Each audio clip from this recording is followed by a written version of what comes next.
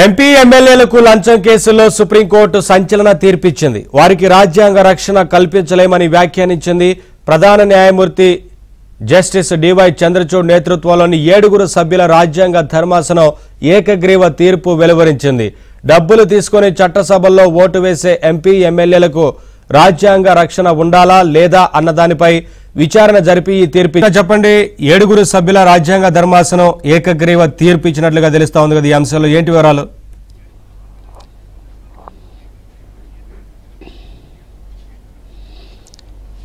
Naveen, supreme court ఇది ఒక సంచలనానికి తీర్పు అనే చెప్పొచ్చు. గతంలో ఏదైతే పివి నరసింహారావు వర్సెస్ సిబిఐ కేసులో ఇచ్చినటువంటి తీర్పును ఇప్పుడు అది కొట్టివేసిందనే చెప్పొచ్చు. అప్పుడు ఇచ్చినటువంటి తీర్పు అది చెల్లదు, దాన్ని ఓవర్ రైడ్ చేస్తున్నామంటూ ఇందులో ఈ యొక్క తీర్పు ఇవ్వడం జరిగింది. ఇక చట్టసభల్లో ఓటు వేయటానికి లేదా ప్రసంగించడానికి గనక ఏదైనా లంచం తీసుకుంటే ఖచ్చితంగా వాళ్ళు క్రిమినల్ ప్రొసీజర్ని ఎదుర్కోవాల్సిందే. యాంటీ కరప్షన్కి సంబంధించినటువంటి అంశం కింద ఈ యొక్క కేసును నమోదు చేయాల్సిందే, వాళ్ళు ఆ కేసును ఎదుర్కోవాల్సిందే అంటూ సుప్రీంకోర్టు 7 సభ్యులతో కూడినటువంటి రాజ్యాంగ ధర్మాసనం ఈరోజు ఈ యొక్క తీర్పు సంచలనాన్ని తీర్పిచ్చింది.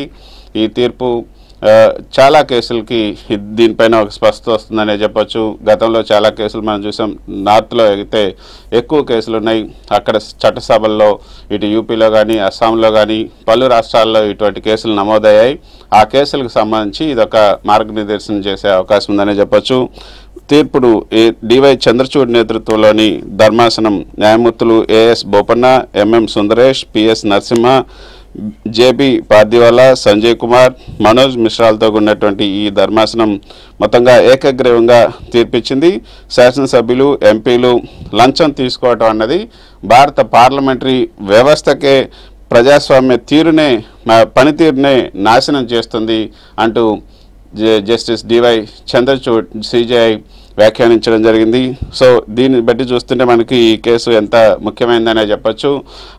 రాజ్యాంగంలో ఉన్నటువంటి ఆర్టికల్ 194(2) అదేవిధంగా ఆర్టికల్ 105(2) ప్రకారంగా సభలో చేసినటువంటి ఏ ప్రసంగం లేదా ఓటు వేసినా కూడా, అంటే డబ్బులు తీసుకుని ఓట్లు వేసినా కూడా క్రిమినల్ ప్రాసిక్యూషన్కి వ్యతిరేకంగా పార్లమెంటు సభ్యులకు ఇప్పటివరకు ఉన్నటువంటి మినహాయింపు, గతంలో పివి నరసింహారావు వర్సెస్ సిబిఐ కేసులో ఏదైతే ఒక మినహాయింపు వచ్చిందో ఆ మినహాయింపు ఇక చెల్లదు అంటూ సుప్రీంకోర్టు స్పష్టం చేసింది.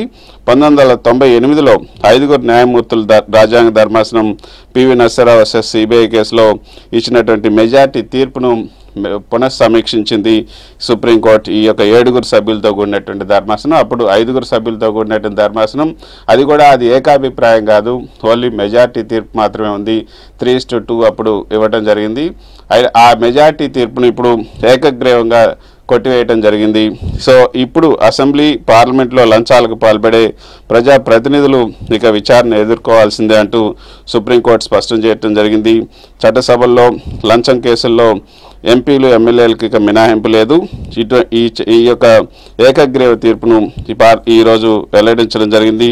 రాజ్యాంగంలో ఉన్నటువంటి ఆర్టికల్ 194, 105కి ఇది వ్యతిరేకమంటూ కూడా చెప్పడం జరిగింది.